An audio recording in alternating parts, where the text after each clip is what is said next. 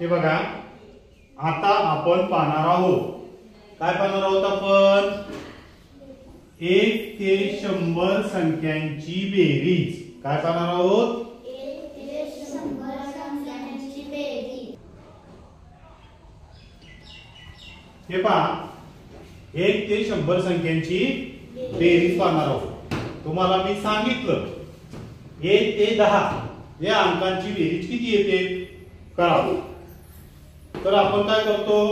10 10 9 19 19 आणि 8 मोजत बसायला लागतं की नाही आपल्याला? मग त्याच्यासाठी अगदी सोप्या पद्धतीनं एक भन्नाट अशी ट्रिक या ठिकाणी आपल्याला सापडलेली आहे. काय करायचं? या संख्येचा 5 नंबरचा अंक, किती नंबरचा? 5. कोणता आहे? 5 आहे की नाही?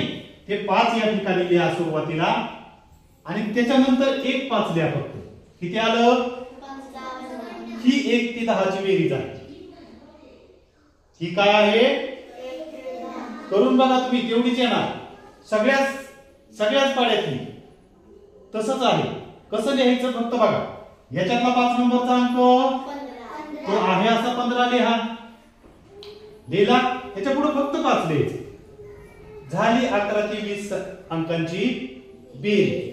तसंच प्रत्येक ह्याचं याच्यातला 5 नंबरचा अंक 25. लिहा इथं 25 आणि वर्ण फक्त 5 लिहा. झाली 21 ते 30 ची बेरीज.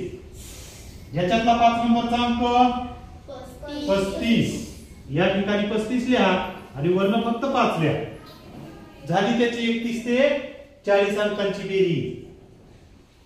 याच्यातला 5 नंबरचा अंक 45. वर्ण फक्त 5 लिहायचं. झाली बेरीज. याच्यातला 5 नंबरचा अंक 55. वर्ण त्यावर फक्त 5 लिहा. झाली त्याची बेरीज. याच्यातला 5 नंबरचा अंक 65 लिहा. त्याच्यावर फक्त 5 लिहा. झाली बेरीज. याच्यातला 5 नंबरचा अंक 75 लिहा. त्याच्यावर फक्त 5 लिहा. झाली 71 ते 80 ची बेरीज. याच्यातला 5 नंबरचा अंक 85. त्याच्यावर फक्त 5 लिहा. झाली त्याची बेरीज ते पूर्ण अंक संख्यांची. याच्यातला 5 नंबरचा अंक 95. वर फक्त 5 लिहा. झाली 91 ते 100 ची बेरीज. करून बघा, एवढीच येते का? आहे की नाही सोपं?